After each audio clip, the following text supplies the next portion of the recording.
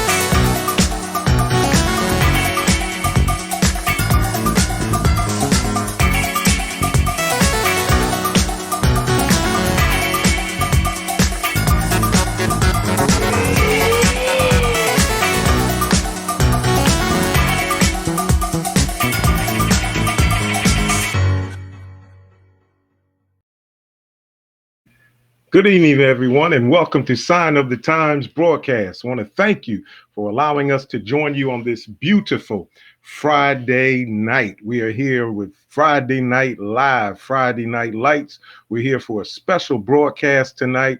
We are excited about what is happening in our world, and I want to thank you for allowing us to come into your homes tonight, wherever you may be, watching us live on Facebook, watching us on YouTube, watching us on social media. We just want to thank you. I want to challenge you before we get started tonight. Hit the share button. Hit it now. Do a watch party now. We are here tonight and we're going to talk about some issues. We're going to talk about some wonderful things. We're going to talk about what's going on in the world.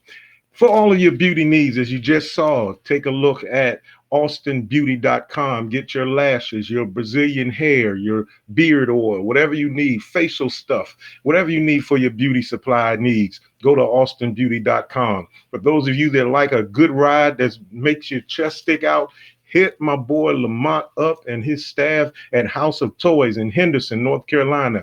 I promise you, they will hook you up. Find them, House of Toys in Henderson, North Carolina, for all of your rims, your tires. They have custom-made rims. They'll get the rims in and plug the holes so they can fit your vehicle. Tint, window tint, whatever it is that you need.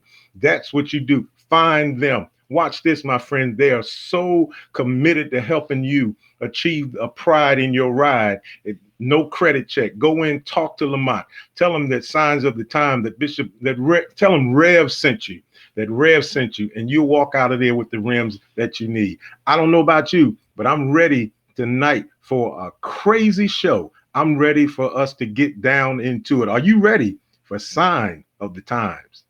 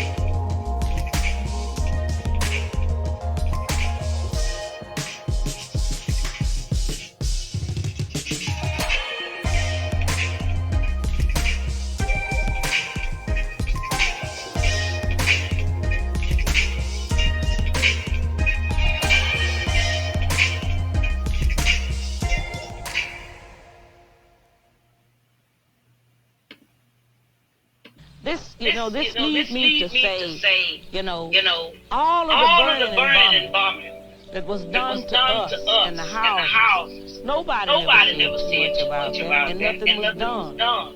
But let But let something be something be burned, burned, by a black by a black man. man. And then, And then, my my God, God, you know, you see, you see, the the flag flag is is is is drenched with drenched our with blood. our blood. Because Because you see, so many so of many of our our ancestors ancestors was was killed killed because because we have we never have never accepted accepted slavery. slavery. We had to We live had to on live it, on but it, we've never but we've wanted never it. wanted it. So we know So that we this know that this flag is flag drenched is with our drenched with our blood. blood. So what the So what young the people young are people are saying saying now, now, give give us a us a chance chance to to be be young young men, men, respected as a respected as a man. man, As we as know, we this know country this was country was built on the built on black the back black back of black of black people people across this across this country. country. And if we And don't if we have don't it, have it, you ain't you gonna ain't have it gonna have either, it either. because we gonna Because we tear it gonna up. tear it up. That's what they That's what they saying. saying. And people And ought to people ought to understand that. understand that. I don't see I don't why see they don't why they don't understand. understand. They know what They they've know done what to they've done us. to us. All All across this across this country, country. they know They what know they've what done they've to done us. to us. This This country is country is desperately sick, desperately sick. and man And is man on is on critical critical list. list. I really I don't really know where don't we know go where we from go here. from here. My friends, that is the late, great Fannie Lou Hamer. And those words ring powerful today, just like they did years ago. My friend, tonight we're here, and I thank you for joining us tonight. We're going to lay it on the table and talk racism. My guests tonight are two very close friends of mine that have been on the show. They both are very, very well qualified. They are experts in this field. Both have their doctorate degrees, not one that they picked up at Jones Smithfield Theological School down in Lickskillet, Mississippi, but they have earned doctorates in which they have proven themselves worthy to carry that title. Doctorates in education, doctorates in social justice. My friends, they're going to talk to us tonight. Dr. David Walker and Dr. Stephen Gardner. Before they come, I feel like I'm in church, like I'm introducing a speaker, but before they come, I want you to see this little clip from Jane Elliott. And immediately after, I do feel like I'm in church because I was going to say the next voice you hear, but right after this, we're going to talk to our guests. I want you to watch this short video from Jane Elliott, and it talks about what we're going to talk about tonight, racism in America. I want I every want white every person white in this person in room this room who would be who would be happy happy to be to be treated treated as this as this society in society in general general treats our treats our citizens, our citizens, black our black citizens. citizens. If you, If as a you, white as a person, white would be person, would be happy happy to receive to the receive the same same treatment that treatment our that black our black citizens do in citizens this do in this society, society, please please stand. stand. You didn't You didn't understand the understand the directions. directions. If you If you, white white folks folks, want to be treated the way blacks are in this society, stand. Nobody's standing here. That says very plainly that you know what's happening. You know you don't want it for you. I want to know why you're so willing to accept it or to allow it to happen for others.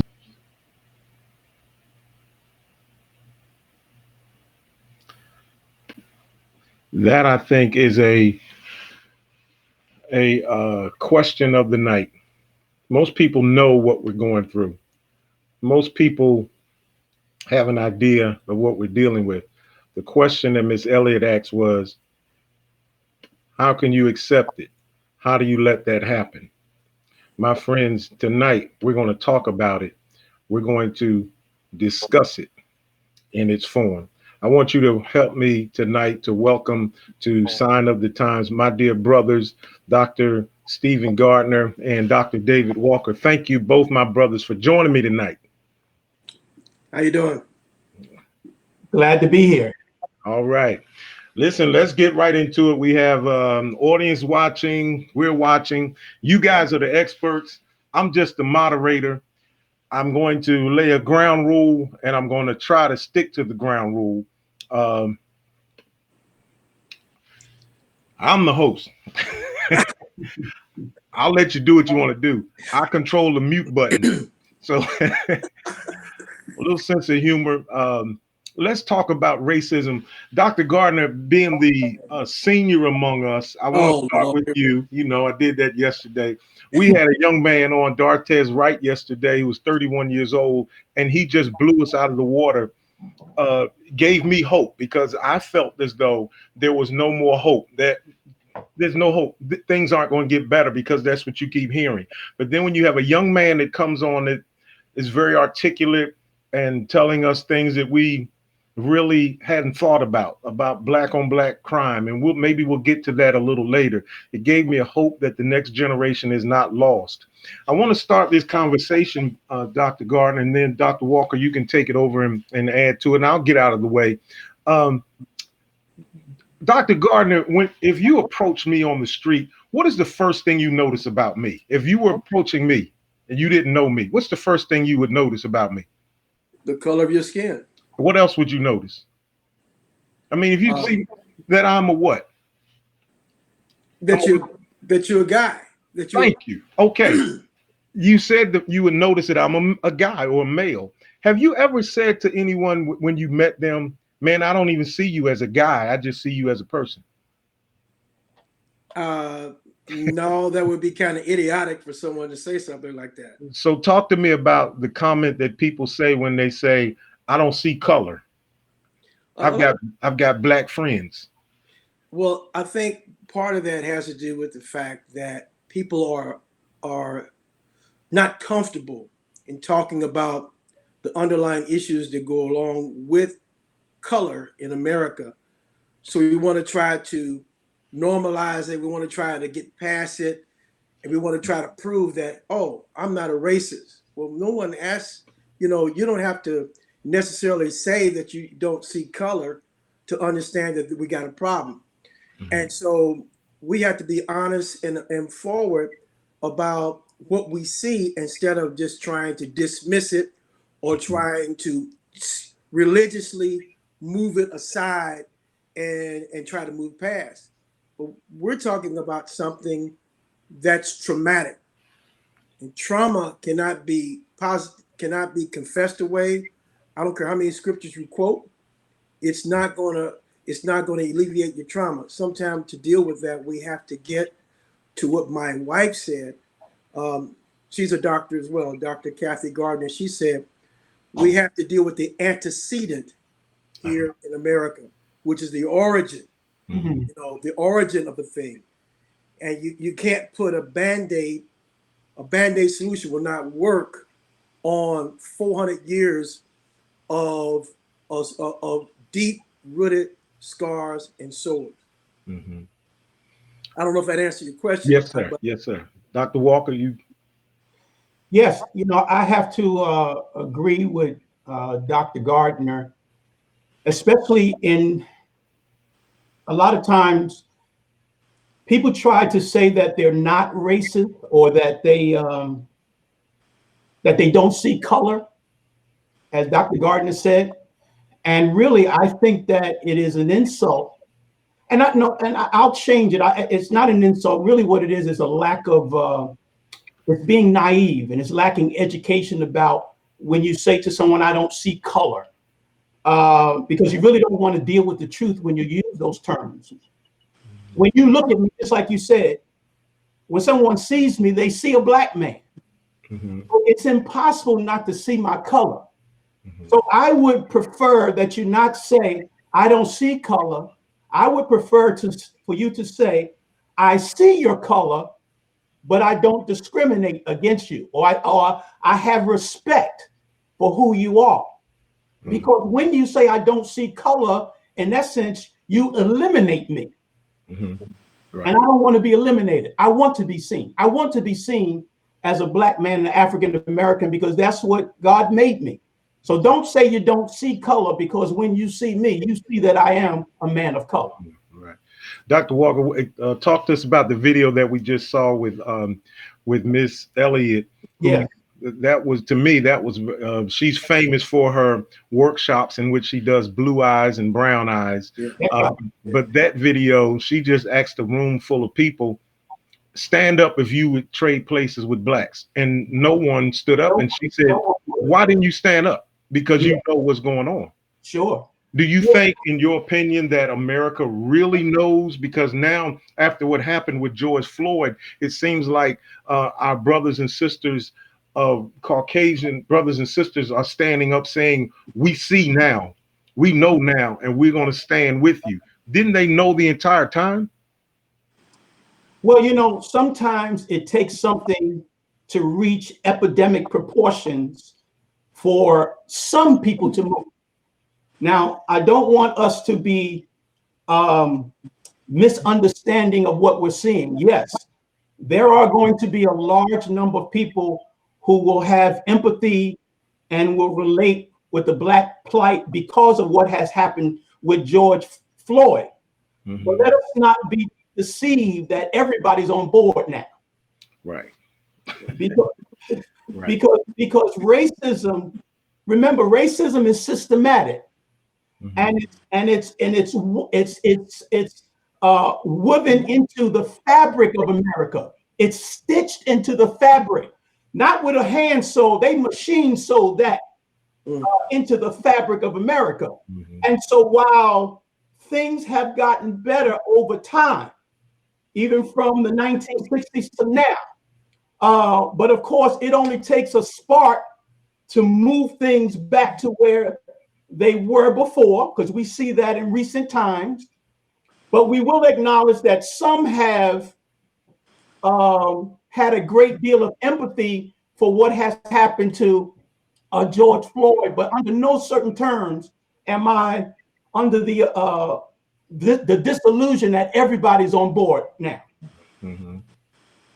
Dr. Gordon, you can jump in at any time. We just haven't. Yeah. Well, you know, and I agree with Dr. Walker. I think that right now we have such traction, Mm-hmm. and America, and this issue has the world's stage. Yes. And my concern is this, and I agree with Dr. Walker, because we can become disillusioned by this great show of strength, this great display of allies. Mm-hmm. We can be just we can look at that. Oh yeah, we got it. Let me tell you something. And I'm not a rocket scientist, but I do understand some of the things that go on at NASA. Mm-hmm. When a rocket is fired up, in order for it to get out of the atmosphere, it's got to have booster rockets. Mm.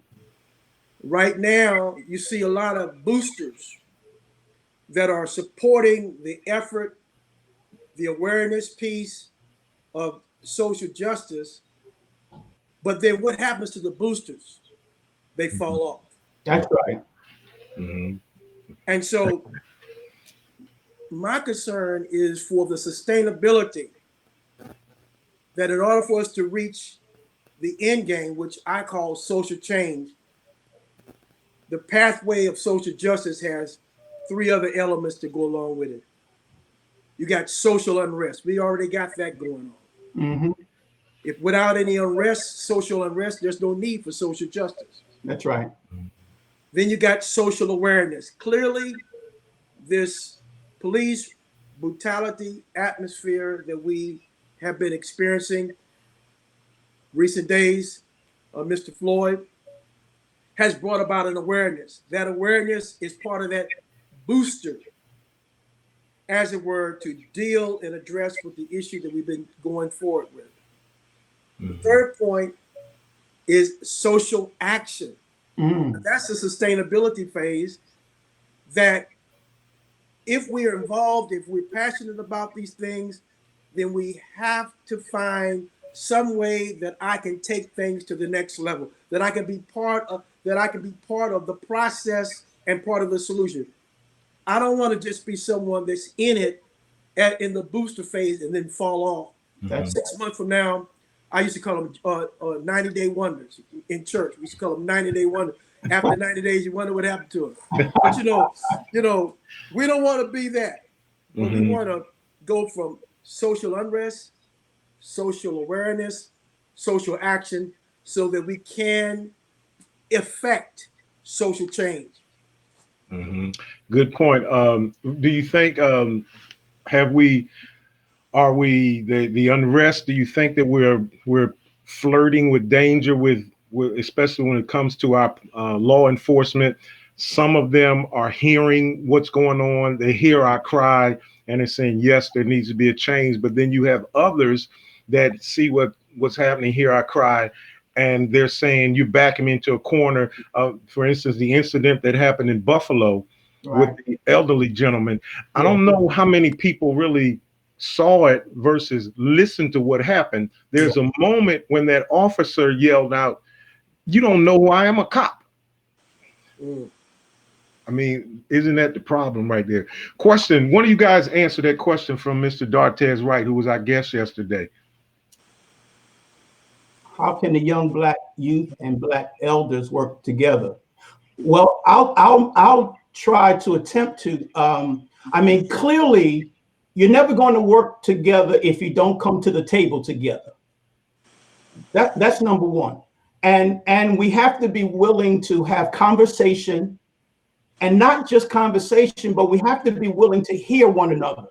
Mm-hmm. Right. I oftentimes say that people are only listening enough to you, waiting for their turn to say something. Right. True. They're not really listening to you because they're hearing you, but Right. they're only listening long enough for you to pause for their turn, so they can get out what they want to get out. Right. You know what I'm saying? That's what Jane Elliott said in one of her workshops. You have your hand raised. You're not listening to me. You're thinking about what you want to ask. Exactly. I agree. Right. And so, yeah. And here's another thing too. I think both elders and young people have to know who they are within their context. Mm-hmm. And then they have to be willing to bridge, because both sides can be, obstinate and say, no, you got to listen to me because, I know what I'm doing. And I think that that's where we've always had the battle, because, scripture says, I call the young because they're strong, and I call the old because they know the way. Now, both sides can say, well, we're strong, so we know what to do because we have the strength. And then the elders say, no, we know the way because we have the experience. But they both have to come together. Right. And I think that if we sit at the table, have conversation, respect both sides, because both sides have valuable information to add to the struggle. Well, before you attack that, Dr. Gardner, I want to throw this in between the two of you. Maybe you can deal with what he was saying. Do you think, in answering this question, do you think that part of the problem it lies mostly on the elders because of our pride? We don't want to acknowledge that we don't have all the answers, don't know everything, and aren't strong enough? I think it's a mutual pride. Okay. Yes. That, if we're going to work together, we both have to sacrifice our ego. Right. And so, yeah, we have pride because we've been there, done that. Some of us have our own personal experiences with injustice and so on and so forth. So we may be able to speak from an experiential point of view. They have their own experiences as well. Mhm. But in order for us to bridge the gap, first of all, number one, there's got to be mutual respect. There you go. And I got to respect you. You got to respect me. We're not going to always see eye to eye and always agree. It's not about that. It's about respecting one another, to hear what the other person's got to say, and then begin to take what we can work with and formulate a model or a mission, as it were, to approach one aspect of what we're trying to accomplish. Mm-hmm. One of the things in watching the memorial service yesterday of Gregory Lloyd, Reverend Al Sharpton talked about how America has had its knee on our neck for years. Yes, That's right. I heard a young lady who was very upset recently, and she made the comment that about burning down, how we're burning our stores, etc. And she said we're not burning down our stuff because we don't own anything. Yes. If we don't own anything, we don't have it, because everything that we get, you take it from us. We don't own it. Let's talk about history. You guys have a strong background in this area. Let's talk about history, where we are as a nation, and how we got to this point. History shows that things have happened to us when we try to excel. And for instance, 1921 in Tulsa, they burned Tulsa down in 1921. It wasn't until 1996 that the city's record books acknowledged what happened. 21 to 96. It took that long. Oppression. You guys talk to us about the oppression that has gone on in this nation historically, because maybe that will peel back some of the onion to help us to deal with it now. Go ahead, Dr. Walker. So you're right. America has a history of oppression. We all know it. And Reverend, I have something on my mind. I just want to interject something right here, because what we have to understand is the number one thing of why there's oppression is it has to do with power. Okay. It has to do with economics. Right. America was built on power and economics. You know, when they wrote the Constitution in 1787, the only people that had the power were white male landowners. Right. Right. The Constitution surrounds the privilege of white male landowners, and that was really the focus. Correct. On property. You could vote if you had property. If you were an owner of property, that's what the Constitution was based on. You don't get other rights, personal rights, until they start writing the Bill of Rights, which were the amendments. The first 10 amendments is what they call the Bill of Rights. That's when you get free speech and other things like that. The right to bear arms and all those different things. But it really started with property. So that's where the power is. And the reason why you have oppression is it comes down to, I don't want to give up the power that I have, so therefore I'm going to oppress you. Right. And that's why they continue, in the words of Al Sharpton, they continue to keep their knee on our neck. Because if I take my knee off, you just might breathe. And you just might live. Well, that's true, Dr. Gardner, because, I had to write something down because he was saying so much. That's true, that it's all about the power. When we came here, when they brought us here in the South to work the fields agriculturally in the South, and up north, it was about textile. That's right. So if you want to appease me, then I'm going to promise you what you said, power in property. So I promise you, stay calm. I'll give you property. I'll give you 40 acres. And a mule. And a mule. And a mule. My mule. Give me the property. You need more than a mule now. Yeah. But, when we talk about the history, and I don't know, there are a lot of things that are figures. We can see a lot of correlation between things. For example, we on the end of we're in the middle of this COVID-19, a virus. Mm-hmm. I do see some correlation, some kind of abstract as to maybe racism is a virus. Right. Yes. That rather it be a COVID, instead of it being a COVID-19, it was a 1619. 1619. Uh-huh. And so it's been something that that has always lived with us. When, as he said there, when the Constitution was wrote, it was not wrote with African Americans in mind. Absolutely not. Right. And we have to understand it. Historically, we have to understand it. I know that people may take an offense by hearing the truth, but let me tell you, tell the truth, shame the devil. You know what I mean? Right. Look, we can't go anywhere unless we know the truth. The truth is African Americans, people of color, that includes Native Americans, that includes anyone that was a non-white, was not considered when that Constitution wrote. Am I right or wrong? You're right. Right. Okay. So now we've got a problem. Now the Constitution says, for liberty and justice for all.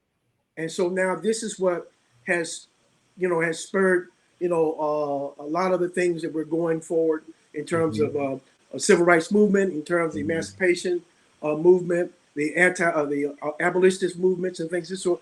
It's because we were not included. But now that we are, what are we going to do about it? And I think that part of doing something about it is part of pointing out, as I heard someone say, being prophetic, speaking truth to power, pointing out where there's been some cracks, as it were, in the foundation, where there's been some flaws. But we got to get people to be willing to sit down at the table so that people can talk about their pain, right, and their perception. Right. There's a thin line. If we can talk about this before we hit to the question that our viewer posed, we have to establish this line that we are not. I remember years ago there was a stereotype given to the Oprah Winfrey show that it was a man bashing show. Right. We're not here bashing whites. No. Right. What we're saying is let's level the playing field. Just because I advocate for and speak up for my people does not mean that I dislike your people. Absolutely. And I think that's true. Is that, it's important to be able to understand if you're a doctor and your patient walks into your office, tell me where you hurt. Wow. That's good, Doc. That's good. He can't prescribe anything. Right. You can't even have a cooperative, treatment plan unless I tell you where I'm hurting. Right. He's not a mind reader. Right. He's got to disclose what's going on. And what's happening is that, if I don't tell you, you don't really know. And you assume. And vice versa. Assumptions and perceptions are on both sides of the fence. So we have to look at this thing intellectually and understand that if someone is hurting, you don't know they're hurting unless they tell you. Right. Unless they point to where the pain is at. Right. Right. Well, that's what we're doing. We're visiting the doctor. Question by I hope I pronounced this name correct. Yai Hunter. I know I got the Hunter part correct, which says, how do we avoid falling for some of the promises made, like 40 acres and a mule, and end up with nothing? Are we willing to hold out like athletes do when they want more money? How should we hold out, or will we accept the promise that they've never given? And let me go ahead. Well, go ahead and answer that, because I can follow up with that. So here's what I'll say. In 1963, Dr. King, when he gave his "I Have a Dream" speech, and I won't be able to quote it word for word, but I know there was one part of that speech where he said, "We came to cash a check, but it has come back and said non-sufficient funds." Wow. I remember that. Yeah, remember that? And basically what he was dealing with in that speech had to do with promises that America has made, and they have reneged on their promises. And what we get is we get a history of that's exactly what America did and has done. Because when you get the 13th Amendment, which abolished slavery, remember they put a parenthetical clause that said there shall be no slavery except for being convicted of a crime. Right. Right? They threw that in there.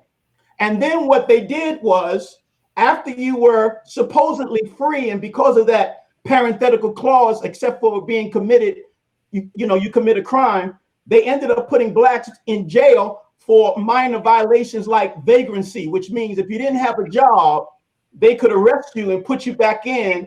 And then, of course, once you got put back in, then they had a process called convict leasing.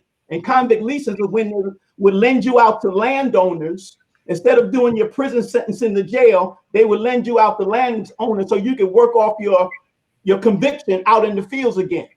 You had Reconstruction, where they took that away. That's a part of the 40 acres and a mule. So as you go along, you're going to see throughout history, America has made promises to us and they have taken it back. So to answer the question is, how do we avoid falling for some of the promises? We have to stop allowing them to make promises to us, meaning that we as Black people, we have to take control of our own destiny, our own education, our own economics. We have to stop trusting and depending on other people to do, because history has shown at any minute they can change their mind. That question was posed by, as he put in the comments, his name isn't Yah, it's Durwood Hunter, a young man that I know from my early education days in education. I know knew his grandfather very well. I don't know why he changed it to Yah, but you know how these young people are. I don't know.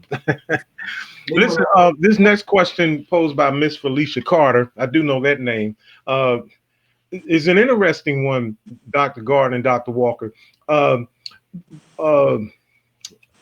Warren Buffett said something that I like. Warren Buffett said, I could change this nation's economy in 5 minutes. He said, I can do it in 5 minutes. He said, all we have to do is go in, change the Constitution to say this, that if ever this nation ever slipped into a recession for 30 days, every sitting congressman and senator cannot be reelected to another term. He said, watch them do something. Yeah, absolutely. 5 minutes. He said, I have to change the Constitution. Things will change. Her question is, it's been proven that the Constitution does not represent people of color. Should we revisit it and make changes?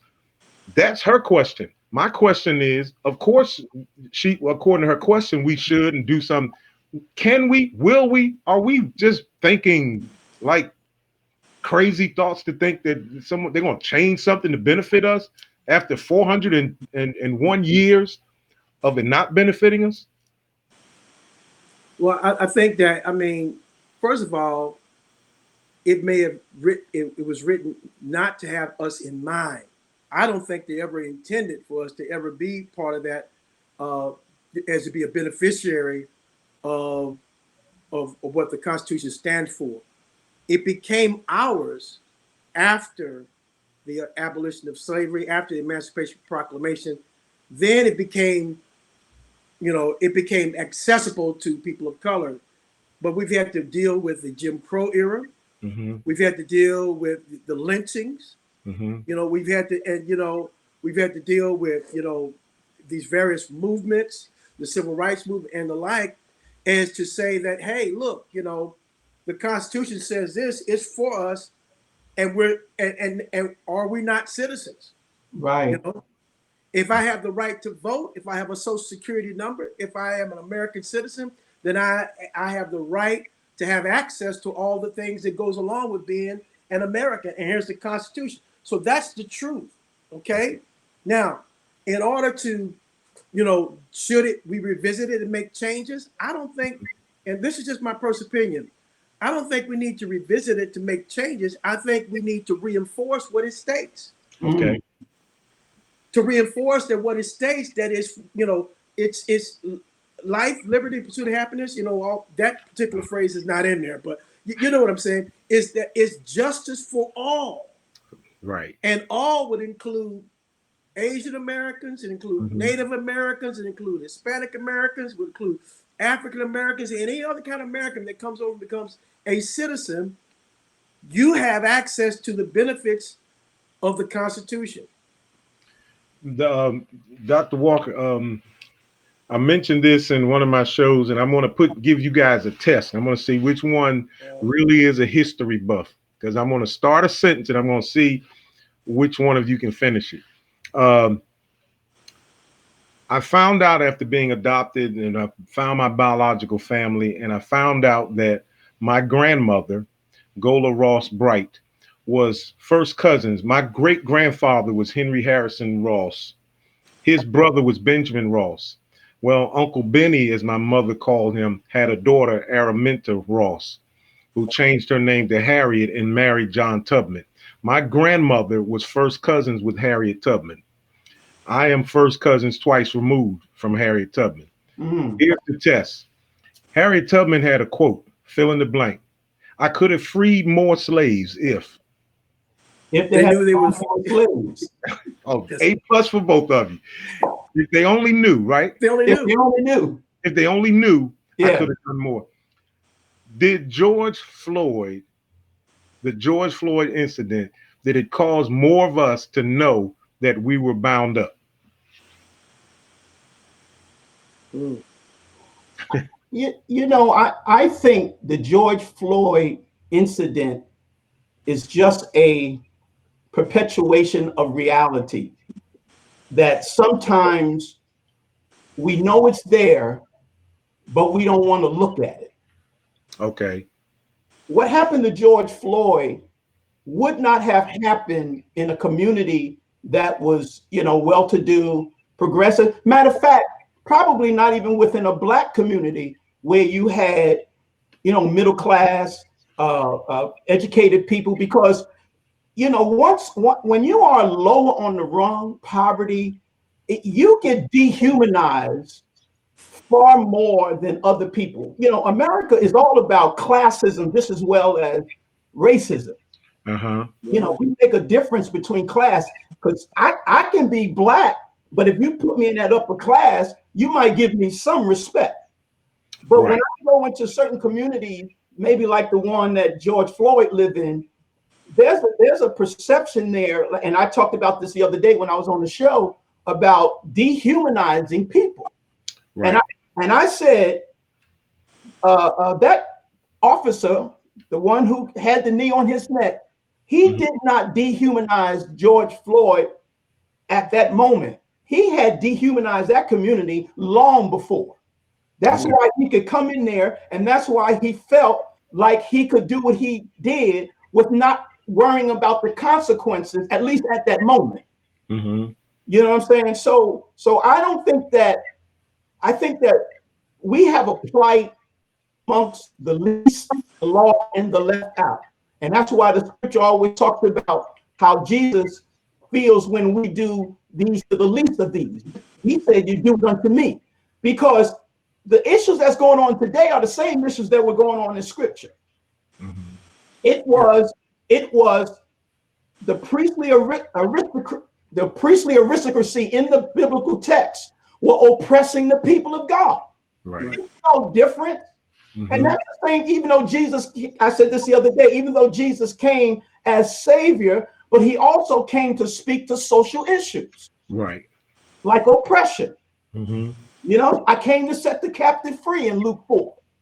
That's right. Mm-hmm. Right. Yeah. Mm-hmm. Dr. Gardner, did I know I've been joking about you being, like I said yesterday, 109. I'm just joking, but you mentioned that you know what it's like to see the water fountains where you had to drink. You already were awakened. Wow. Do you think what happened because of social media, etc., woke up this younger generation, like our guest that was on yesterday and our young man, Durwood Hunter, that posed a comment earlier? Do you think that this generation has just woken up and now we have combined? Because before all of this happened, I don't think the young generation really, they knew it, but they didn't really experience like we do. I know what it's like to ride down the street now. Even now, at our age, I have a tendency, whenever a police officer rides past me, I immediately look up to see if he's turning around. Mm. And I'm not doing anything. But now this next generation is on board now. So do you think that what happened has caused an even greater possibility of a united front between youth and the elders? I think so. I think that you hear the word we got to be woke or stay woke. I think that here's the thing. Here is the thing. Now, I'm not trying to rush my end date. Right. Mm. You know, but the dash between my birth date and my end date is all I got to work with. Right. That's right. But what I do know that the mantle at some point is going to pass on to this young generation. Mm-hmm. That's right. Some call it the Joshua generation. Mm-hmm. But the Joshua generation would not have the guidance that they need without the Joshuas, That's right. without the old heads, without Right. those who are 109 years old, as you so kindly said that I was. But anyway, my point is, let's imagine for a moment, 20 years from now, where would you be? Mm-hmm. And 20 years from now, where will they be? Right. Will they be some of our politicians, making policy? Will they be some of our police officers, serving and protecting? Will they be some of our school teachers who are including the entire history and not just a segment? Mm. Where will they be? Think about where you will be 20 years from now, and then think about where they'll be 20 years from now. Right. So do I think that they're woke? I think that they are woke. Mm-hmm. This awakening, as it were, needs sustainability. Yes. And any movement that requires sustainability must have allies. Mm. You got to have people that are invested in what we believe in, or invested in what is in the best interest of the populace. Okay. That don't look like us. Mm. That don't vote like us. Mm. Mm. Because otherwise we're just preaching to the choir. If the only people that are watching this program are people that look like us and talk like us and vote like us, Right. then it's just us. Right. Right. It's just us. Right. Right. It has to be expanded. Right. This awareness has to be expanded to where we have allies that are nodding their head and they are agreeing. We see the fallacy. Right. I may not look like them. I may not have had the same experiences with what they've had, but I can empathize with their pain and I get it. Mm. You got to have allies to get it so that we can have a collective to move forward with an agenda that can bring, and I'm confident we can affect change to bring healing in America. Let's talk for a moment about politics. And when I say politics, I'm not talking about a political party or political person. I want to talk politics because we do have to, today, we have 3 elders here. We had a young person on yesterday that brought up a point that I want to discuss with my 2 elders. He made a statement about voting, and maybe this is why the younger generation has a problem with voting. His comment was, and I've heard other young people say it, why vote? Mm-hmm. Why should I vote? His rationale for asking why vote was, he said that during the last election, we voted. Right. We voted. When I looked at the numbers, we voted for this person, won the election. In every election, whoever gets the most votes win. Right. But then the Electoral College turned around, which was set up by the system, and we understand why it was set up. Yeah. That made my vote irrelevant. So what do you say to this young generation as we try to tell them you need to vote when they're saying why? It doesn't matter. Well, the system's going to pick who they want. Well, here's what I would say. I would say that if I go back, when you go back just a little bit earlier, I will say that the young people are involved this much primarily because of social media. Mm-hmm. Okay. So, social media has brought them into the process, believe it or not. It's changed the world. It's changed the world. So they are involved. Now, I do think that it has to be strategic. I do think that it has to be well informed, but I do want to encourage the youth that you have to get involved with the political process. That way you have an understanding.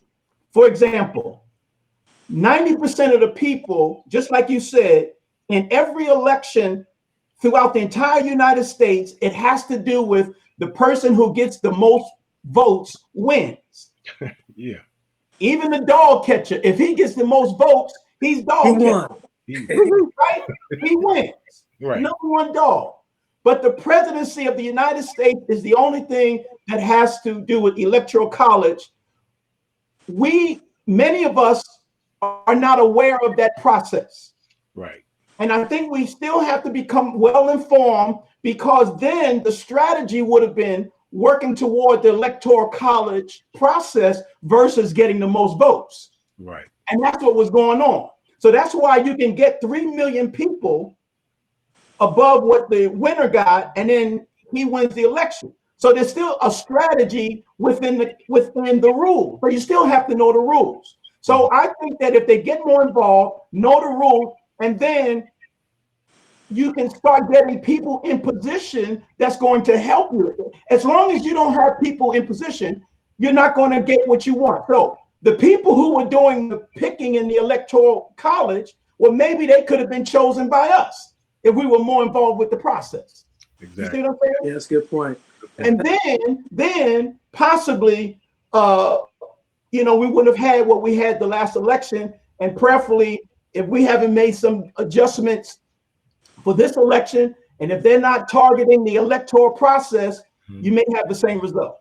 And before I read this question to you, Dr. Gardner, it is interesting that whenever there's an election, you already go in knowing all I need to do is make sure that I win Michigan, Ohio, and Florida, because I know California is not mine. I already got, so the electoral votes are already tallied, except for these swing states. Okay. I think that, what you're saying is, yeah, the electoral college is something to be understood, and it's complex. But I think that what's even more relevant, and I don't know if I heard it yesterday on Memorial or if I heard it somewhere else, I heard it this week, is the local Right. Yeah. municipality. We said it here. We actually said it here. Okay. All politics is local. Yeah. Right. If we're doing what we're doing with, around the issues that are at hand, and it doesn't matter who's up there in the White House. That's right. Right. Right. You can have, a kangaroo up there. It doesn't matter. That kangaroo is not going to affect what's happening, what's happening in my neighborhood. Almost said you got one now, but we're on live, so I'm not going to say that. I'm not going.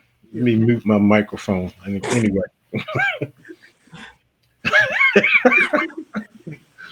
We all have a sphere of influence.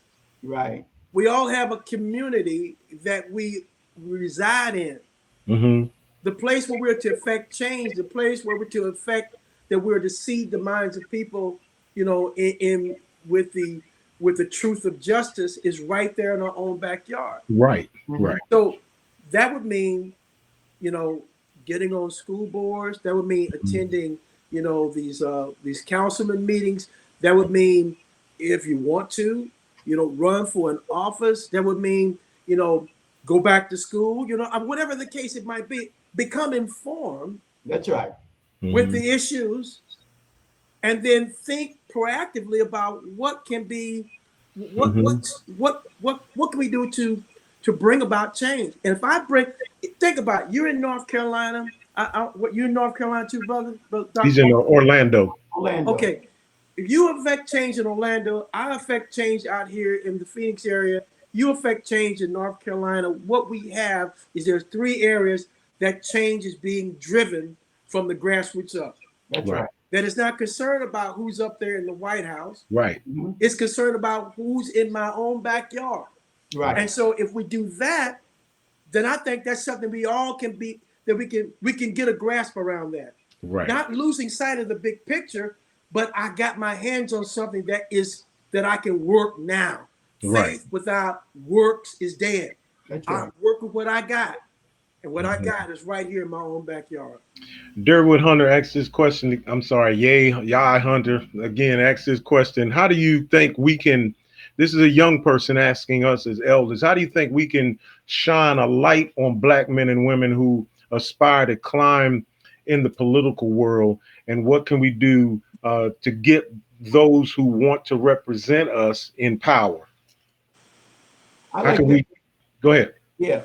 I think it, again, it's going to start with a conversation, right? Hmm.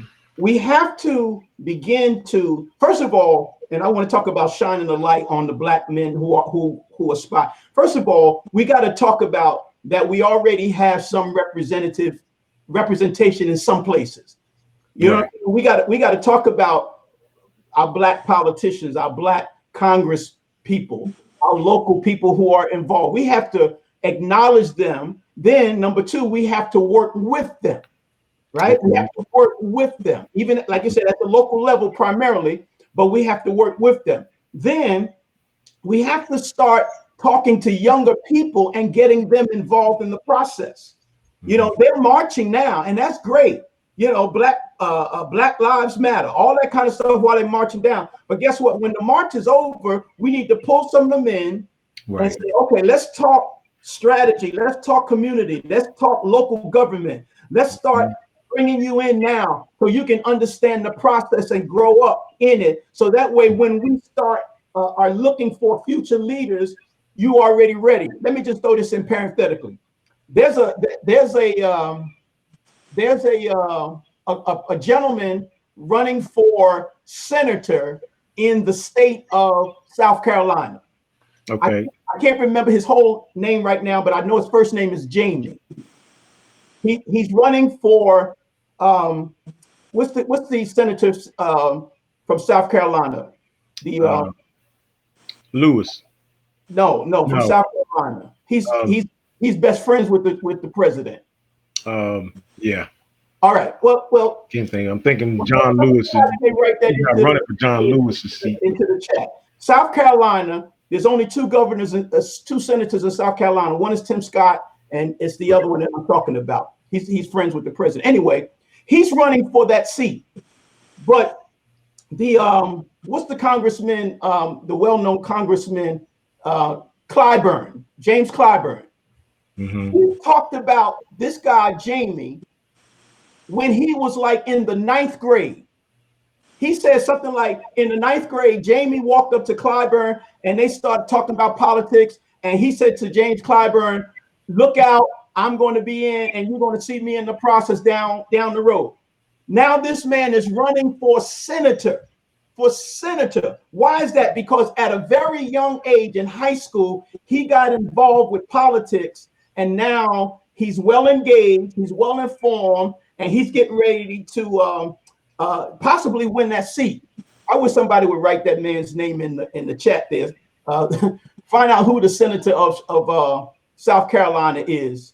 And but anyway, the whole point that I was trying to make is that we have to get the young people involved early. If we get them involved and we bring them up in the political process, then it will help us because I'm Lindsey Graham. Lindsey Graham, that's it. Yeah, he going for Lindsey Graham seat. Please, I will donate every dime I get.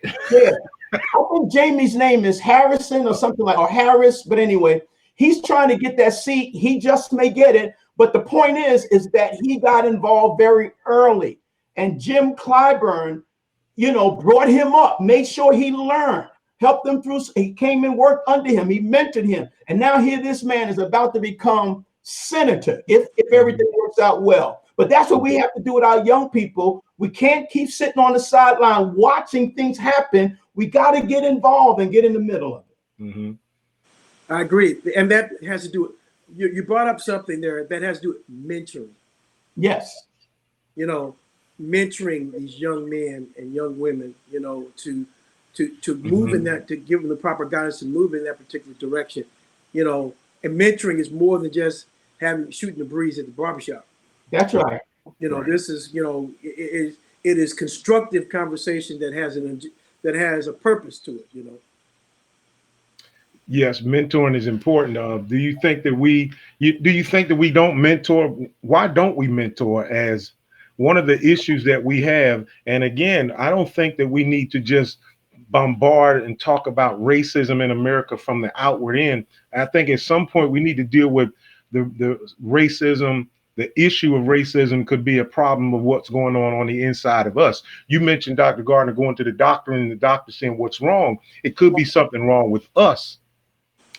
And part of that is our males, our black males, aren't mentoring and therefore leaving behind a path to pass the baton. Or when we get the baton, we hold on to it so tight. Why are we so afraid? Is it because of what has happened historically? Why we have an issue passing the baton to our younger brothers? The brother that was on yesterday, Darte, is right. Why would I have a problem as a black male sitting down with him and saying, look, man, let me tell you how to do a show like this? What is our problem? Well, I think, we can't be, look, the strength of a man is his ability to know when to let go of his ego and let go of his power. That's your real strength. Otherwise, I show that I'm very insecure, because see, when you can do that, you've proven, okay, I'm secure in who I am, but I know that my role, just like the flower, is only going to shine, is only going to blossom for a while. Right. So once that time is up, then, in order to have the law, in order to have the cycling effect or the law of reciprocity or the harvest greater than the seed, that whole concept, the ones that come after us do greater than us. Even Jesus said that. The works that I do, you do also, but what greater works than these shall you do. So if Jesus said it out of his own mouth, then the next generation after us should do better. For me to try to hold on to that means that I haven't learned that my job is only for a while. But don't we see that in the church? Isn't that part of the problem we have with the church, is that we're never really successful because we don't have a successor. We get a church and we don't train up. We don't train up. We don't have an accession plan. We have none of that in place. In fact, I remember as a young minister, and I used to hear him always say, those older ministers, they said, I've been in the way a long time. And in the back of my mind, I was saying, it's time for you to get out the way. But, that's the problem. I mean, sometimes we got to know when to say, exit stage left. Sometimes we got to know to do what Jesus did. Mm-hmm. He commissioned 12, right? To do what Elijah did. He commissioned Elisha. And so you can see that there's something we pass on to others. We do the best we can. We pass it on to someone else. We mentor them in the best way of what we learned. These are the mistakes that I made. Don't make these mistakes. Mm-hmm. And sometimes I say, don't make these mistakes. You have to repeat yourself so that people really know, hey, that you're not a fake brother, that you can't, that, hey, we didn't get to where we are today if we didn't hit our head a few times. Right. And all I want to pass on to you is just some insight. Right. And well, go ahead. Well, you've got Dr. Martin Luther King, Reverend Jesse Jackson, Al Sharpton, Stokely Carmichael, Malcolm X. What do we have now? Is the baton, and I hope I don't get a lot of negative emails behind this, but has the baton stopped with Al Sharpton? Because it sounds like he's the last Mohican. Well, here's my opinion. I think that the shift has changed to where we need more than just an Al Sharpton. Oh, sure. Right. That we need to have, a number of people who are saying the same thing or moving in the same direction, but maybe doing things differently, but it's for the same cause. And so a movement always starts, a forest fire did not start as a forest fire. Mm-hmm. It started with a match. A harvest did not start with a harvest. It started with a seed. And so. But Dr. Gardner, when you think, and I don't mean to cut you off, but I like discussions like, I have one name I couldn't get out, and I thought about James Baldwin. I couldn't think of James Baldwin. Don't you think this is backwards? Don't you think that during times like this, all we would need is one voice because of social media, because that one voice can reach so many? But it seems almost like it's backwards, because before there was social media, we had one. Now we have the ability for that one voice to be heard all over the world, and we don't have that voice, or that voice isn't saying anything. Maybe the voice is a collective and not just a singular individual. Mm-hmm. And I want to add to that. I don't think we've ever had one voice, because Black people are not what we call monolithic, you know, singular, right. One. We are diverse even in our Blackness. Of course, you mentioned several names. You mentioned Malcolm, you mentioned Martin. Now, history tells us that they were somewhat on opposite sides when it came to strategy. Right, definitely. Because Martin was, peaceful, nonviolent protests. Malcolm was by any means necessary, right? If you go back a little bit, you got W.E.B. Du Bois and Booker T. Washington. Right. You had that debate. You had Marcus Garvey followers, those of Pan-Africanism. So we've had many voices, and I think that they all have their place, because we as a people can't just follow one, because in reality, they were all trying to get us to the same place. And that's to be, free of oppression, free to educate ourselves, and free to live as an American citizen, primarily. Marcus Garvey wanted to get out and go back to Africa, and that was fine too. Right. That was Marcus. Marcus said, let's go back. I'm out of here. Yeah, he said, let's go back home. Yeah, exactly. Yeah. So I think that, the term liberation, the theology of liberation. I'm an advocate of a man. He's deceased now. His name is Dr. James Cone. Yes. From Union Theological Seminary, and he was the father of Black liberation. And he argued that God is always on the side of the oppressed. He's never on the side of the oppressor. You know what I'm saying? So we've had many voices, and I think we're going to have more voices as some of these young millennials come up. There was a young lady that I heard. I mean, she's not new, but I'll just throw her name out. I think it's Tamika Mallory. I think that's her name. She might be with Black Lives Matter, and I heard a speech from her the other day. Yes. And she was very strong, and she was hitting those points, because we need to hear many voices, and in this day we need to hear female voices as well. Exactly. Absolutely. Not just male voices. It's interesting. Yes, Tamika Mallory, her statement about America's been looting us for years. We did a play on words by loot. Mr. Hunter asked this question. He said, how much of it do you think has to do with not protecting our leaders like Malcolm and Dr. King, and it has scared people away from stepping up? In other words, if I step up, they're going to kill me. Oh, yes. How many do you think that plays a factor in this next generation stepping up, because we don't protect them?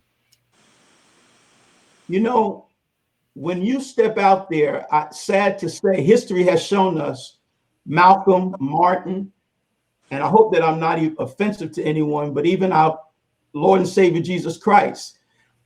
When you stand up and you go against the status quo, you better believe they're coming to get you. Because see, what you're doing is you're uprooting the system. Now, I would never tell a future leader not to go forward, but it is a risk, because you're fighting against a system, and the system will not just let you go free. You may go free, but they're not going to let you go free. Right. And anytime you get a voice, that's why I'm so concerned. And this is just my philosophy. People like a Malcolm or a Marcus Garvey, those kinds of people will never arise to the level of a president of the United States, because you can rest assured they're going to take them out quick. I think you're right there. It's like, if we don't educate people that there is a risk involved with justice. That's right. Right. You can look at the biblical narrative, and you can see that there's a risk involved with justice. Mm-hmm. You can see in Jesus's day that clearly there's a risk involved Mm-hmm. in justice. And and if even when he told his disciples, he commissioned them before he ascended, he said that now don't go anywhere, but wait right here till you be endued with power Mm-hmm. from on high, Mm-hmm. and you should be my witnesses. That's right. Right. The word witness is come from the Greek word martyrio, Okay. Mhm. martyr. Mark. That's right. I'm gonna give you the power to be a martyr. That's In other right. words, you have to have the spirit of a martyr to take on any cause. That's right. That you're willing to take that risk. You know, some of you guys know I was in the military, and bottom line is that when I raised my hand, and and some of those who are watching right now have been in the military, that there's going to be a risk. Gonna be a risk. That's it. So if you're signing up for change, even if you're signing up for social change, there's going to be a risk. And if Mhm. we don't have any problem with the risk, you're not going to have any limits Right. as to what you can accomplish. We and it's more than just the risk of physical death. I think now a lot of us in leadership, a lot of us that have a voice, that have the experience, we're afraid of the risk of losing not our lives, but losing our popularity. Yes. Right, right. And what these times are calling for is for people. I've had a post that I posted on social media yesterday that I made a vow to my daughter to fight, not with my fists, but to fight with my mind, to make sure that when I leave, as I mentioned earlier about Harriet, that when I leave, I prepare a place for you. Where I am right now, sitting in this chair doing this, I have to go off the scenes. I believe that when Christ said, I go to prepare a place, he wasn't necessarily talking about going somewhere to build a building, but he Right. was saying that I'm going away. Where I am right now, what I'm doing, I'm going away to prepare this place for you so that where I am right now, you can step up here and do, as you said, greater works. Not a physical going away to build, pick up a hammer, but there's a place in which I'm occupying in the earth that you can't occupy while I'm here. And when I go, I'll prepare this place for you so that where I am, you may be here. And I told my daughter, I'm going away one day. I don't know when it is, but I made a vow that when I do, that I want to prepare this spot for her so that she can take over, but it's going to come at a cost. You're not going to be popular. It is never popular. And I don't think many of us want to pay that price. That's right. I didn't mean to get on my soapbox. Oh but no! If I had a handkerchief, brother, I'd throw it at you. I think I got one right here. oh, listen there. Look at the comments. Hey, Bishop. Well, Bishop, anytime You're passionate. you stand up for a cause, it's going to cost you something. Right. You're going to pay a price somewhere, if not many wheres. Worked up a sweat. If not many places, there's going to be great sacrifice, great pain. Right. You'll lose some friends. Mm-hmm. And of course, in this social media world, nowadays, if you say something people don't like, they block you, they defriend you. Right. Right. Come on. Right. But they don't like, I've had to, because I have my opinion about things, and I've had to, sometimes I see somebody who I know, and then they see something that's against my positioning. Mm-hmm. And I have to really sometimes just kind of distance myself, because I don't want to get into this culture of, it's my way or no way. Right. That's the culture we live in. If we're not on the same side, I don't want to talk to you. Mm-hmm. Right. Yeah. Right. So what do we do next? What, in your opinion, guys, where we go from here? We've been on here for way over an hour.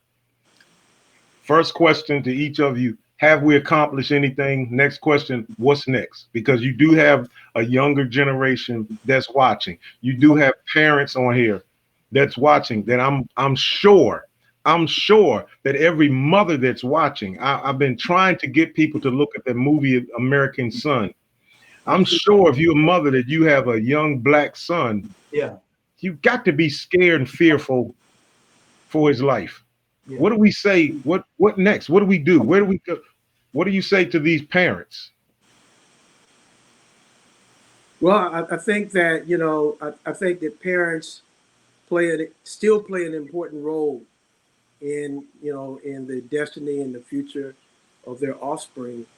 And, we have to encourage the parents, you know, we have to encourage the parents. And some of them are single parents, some of them are doing the best they can. Mm-hmm. Help them to know that while they're doing that is to drop a word on them and say, look, keep on doing what you're doing. I mean, so there are things that we can do, to keep this thing moving along. We have to Mm-hmm. continue to do the things we're doing, but there are other things that we can do, like Mm-hmm. encouraging the parents, Mm-hmm. you know, you know, and good parenting and what kind of parents, the challenges that parents run into when you're Mm-hmm. trying to shape and position a generation or position families for the next generation. Those kind of things are some of the things that we can do. Where do we go from here? It means that we keep doing what we're doing, but we don't get so involved in the movement that we forget about our families. Right. So y'all preachers now, so y'all know how you can't spend 7 days a week in the church That's right. and expect your family to really get what you're doing, and Mm-hmm. or not to feel some sort of disconnect. So we have to have balance. All right. All right. Well, comment here says not only our sons, it's our race, period. And that's true. I just feel as though sometimes it's a little more tougher on our males than it is the females, but it is becoming our females slowly but surely. It's our race, period. I don't have always open a can of worms. I got a can of worms before we go. Got to let you go. You guys have been so gracious to be with us, but I want to open the can of worms and ask you this question. During these times, and I'm not talking pandemic, we ain't even talked about that just a little bit. During these days of racial tension in our country, now I know when I ask this question, both you're going to get quiet. I'm going to say it like in church, you're going to get quiet. Have we become, during these times, so over spiritual that we're not meeting the need? Wow. Wow. Well, let me speak to um, my philosophy. I have always tried not to ever be over spiritual, and I say that because I find that when you're navigating this world, it takes a tremendous amount of intellect and skill. Okay. You know what I'm saying? Intellect and skill. And when I say that, what I'm talking about when you talk about things changing, things are not just going to change on their own. Mm-hmm. You're going to have to get in there. You're going to have to strategize. You're going to have to plan. You know what I'm saying? Mm-hmm. And when you talked about before about things that we have to do, I really think the number one thing we really have to do is focus on ourselves. And I Mm-hmm. say that because when you are Black in America, you are constantly navigating your Blackness Mm. because there is so much negativity that comes your way. While I know we have a lot of rich history, music, the church, food. I mean, it's wonderful being a Black person, but there is a tremendous amount of negativity that we have to navigate because of this Black skin.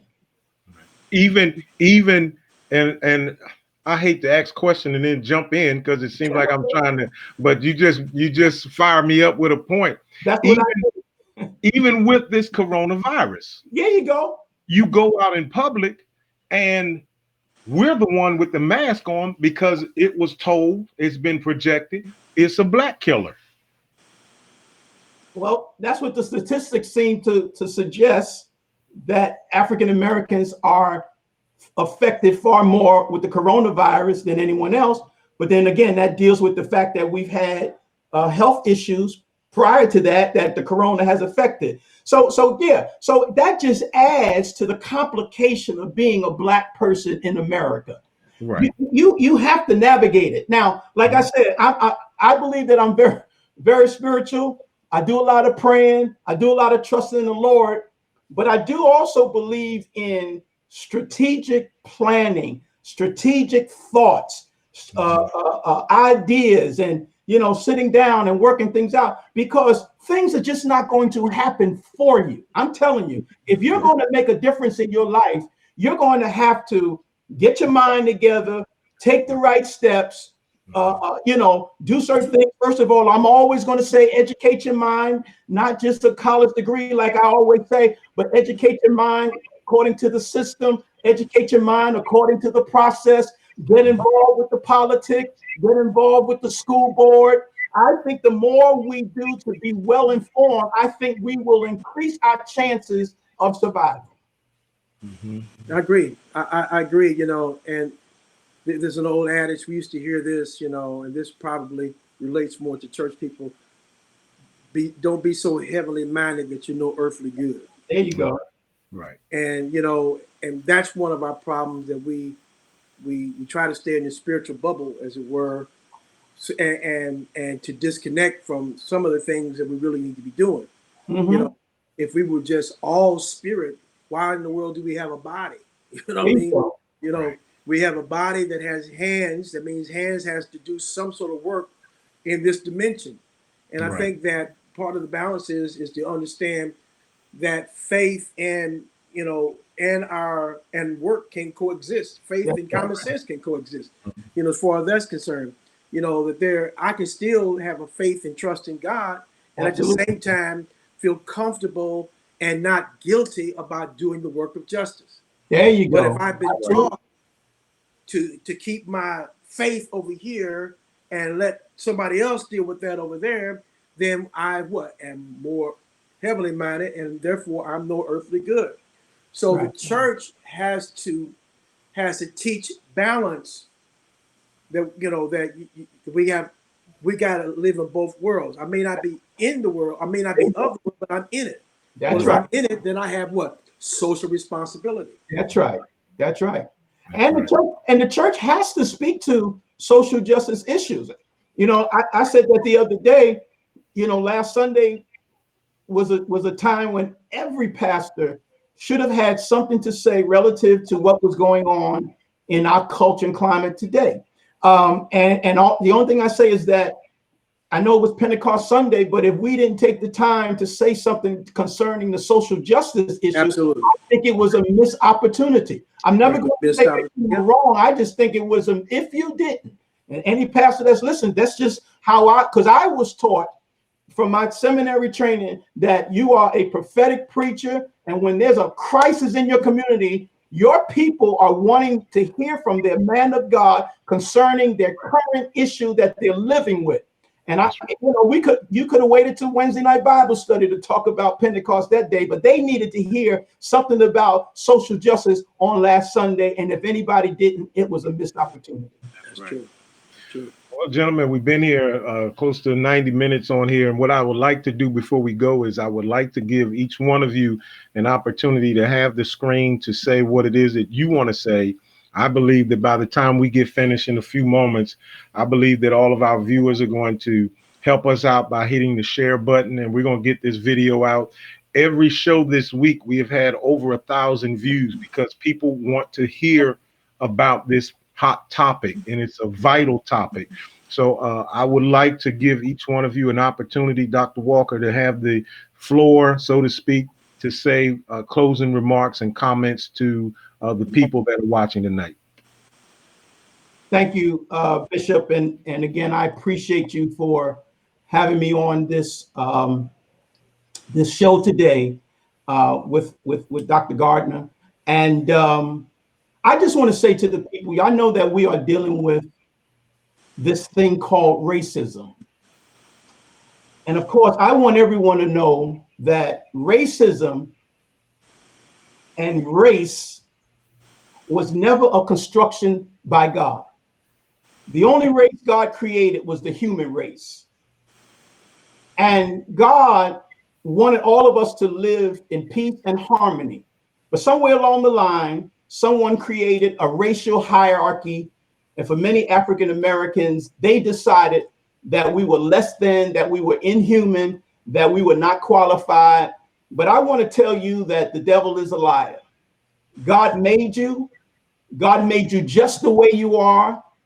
God made you with your dark skin. God made you with your woolly hair. God made you with the nose that you have. God made you with the body that you have. And I think that we should love what God did for us. And no matter what anybody tells you, you are bright, you are brilliant, you are God's child.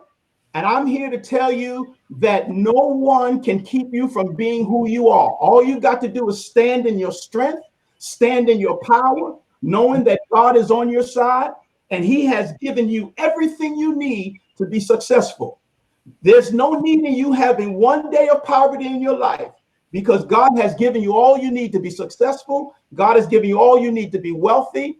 And I just wanted to tell you that, I love you as a brother in Christ, and I want you to stay strong. And I want you, in spite of what you hear, in spite of the negativity around you, you are somebody. Keep moving forward, keep pushing, keep standing on the word of God, keep trusting that God is on our side because God is on the side of the oppressed. He is not on the side of the oppressor. And I just want to thank you for giving me the opportunity to share some words with you today. God bless you.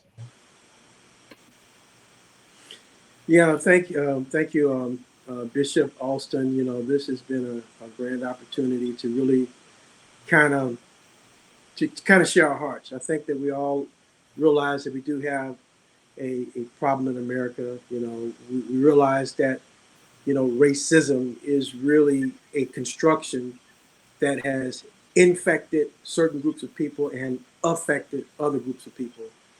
Infected those who are the oppressors, affected those who are the oppressed. And I believe and still believe in the power of prayer.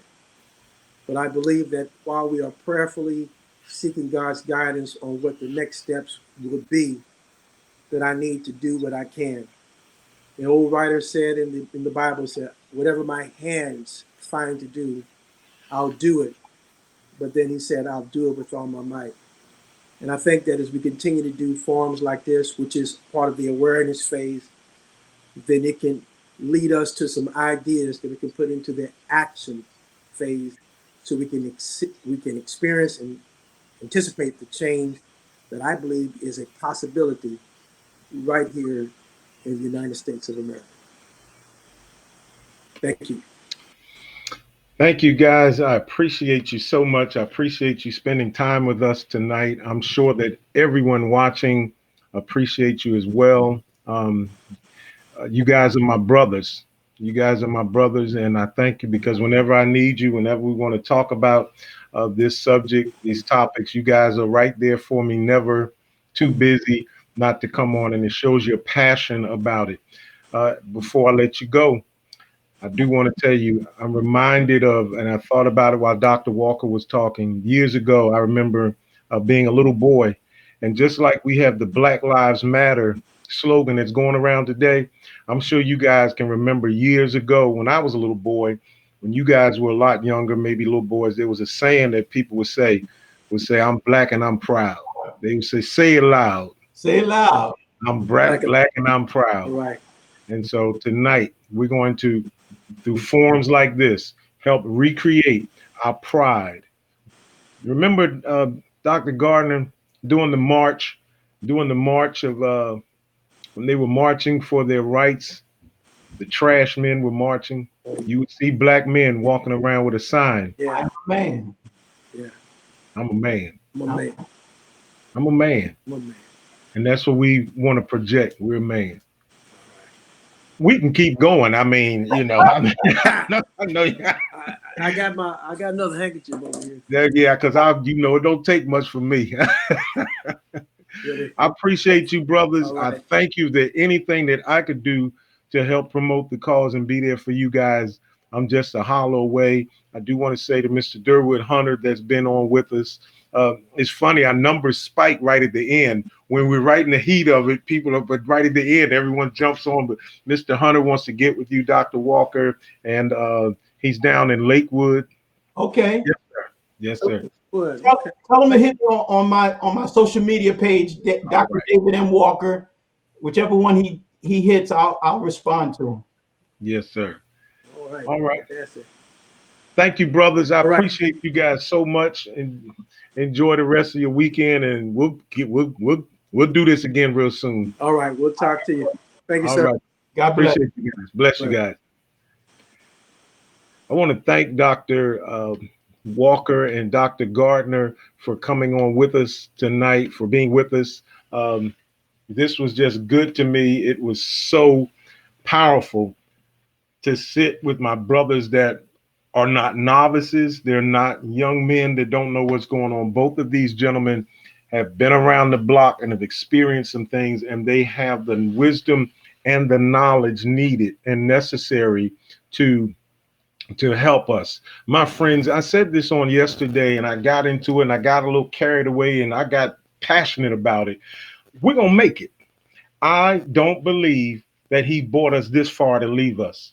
I don't believe that we've struggled through hoses being turned on us and dogs biting us. I don't believe we marched and we've had baseball bats. I don't believe little girls would go to school and had to have National Guard. I don't believe we went through all of that, not being able to sit at tables together.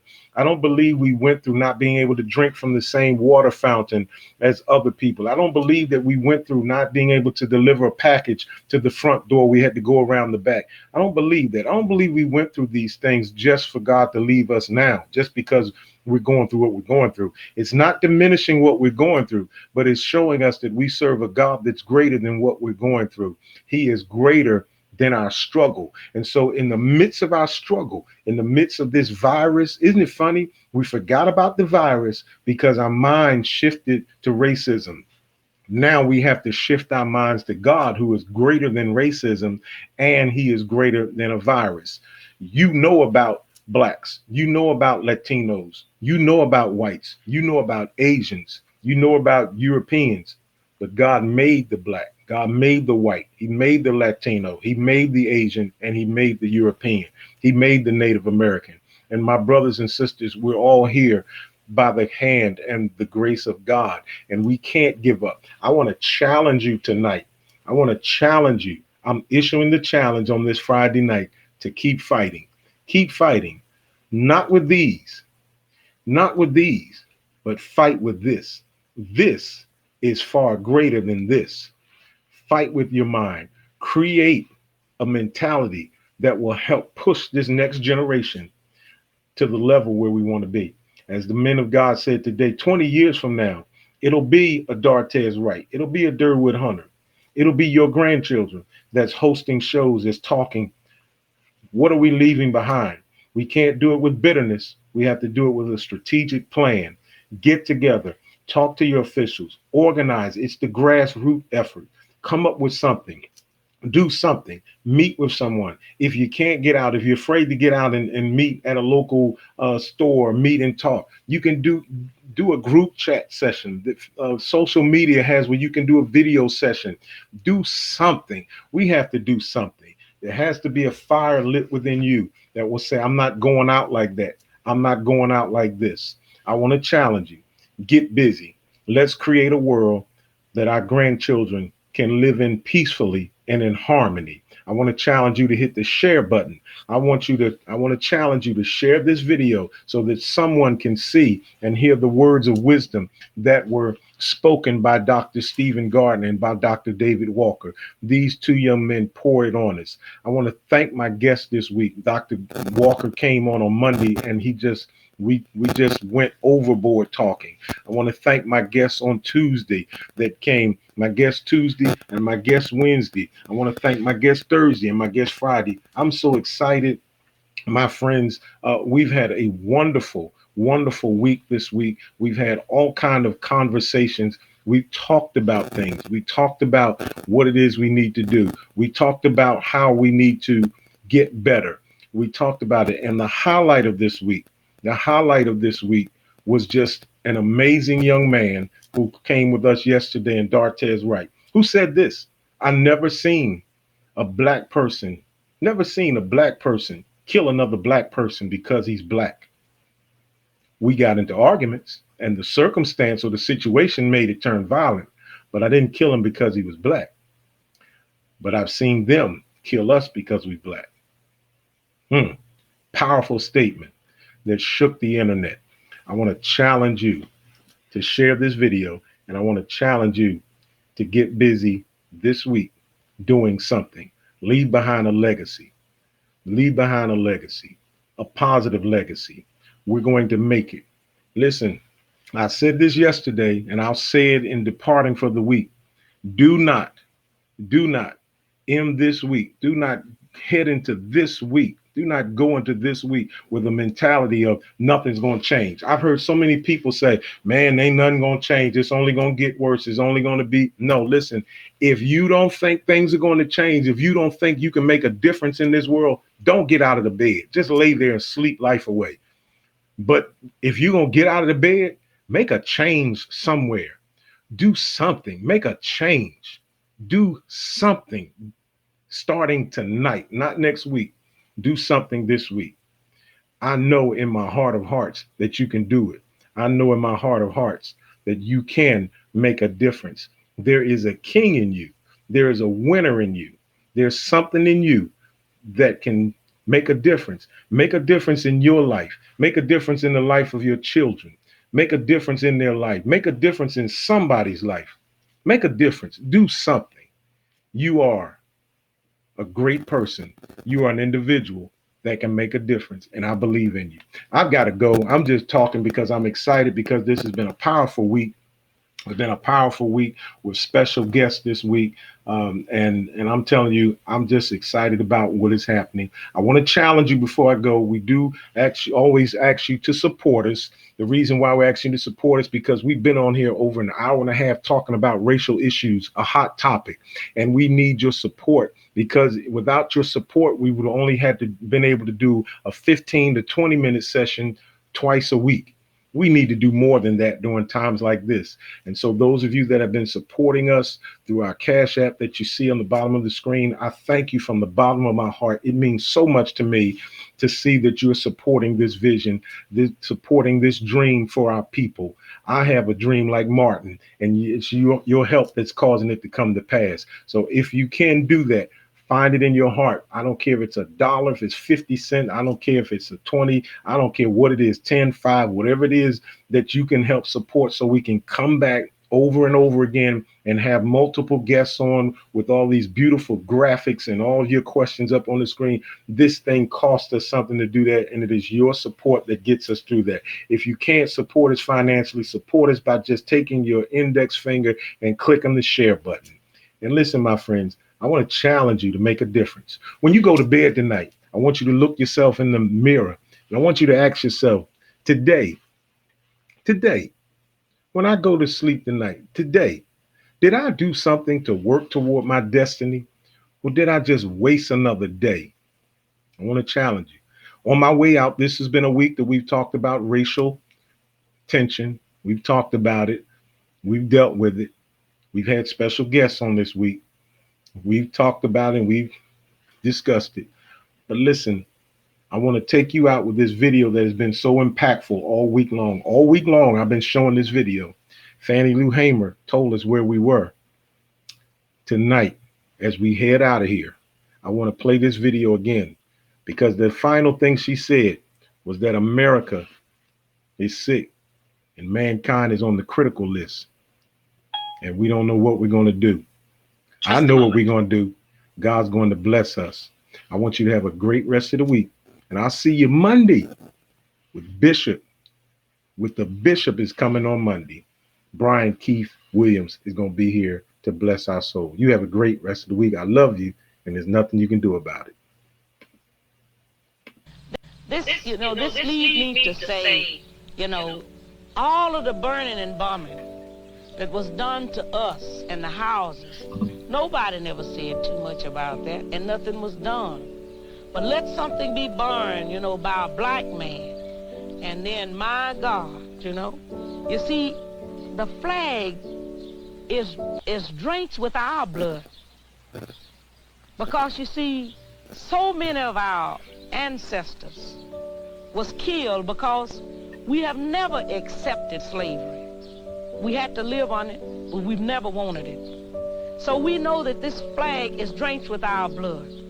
So what the young people are saying now, give us a chance to be young men, respected as a man. As we know, this country was built on the black backs of black people across this country. And if we don't have it, you ain't gonna have it either, because we gonna tear it up. That's what they saying. And people ought to understand that. I don't see why they don't understand it. They know what they've done to us. All across this country, they know what they've done to us. This country is desperately sick, and man is on the critical list. I really don't know where we go from here.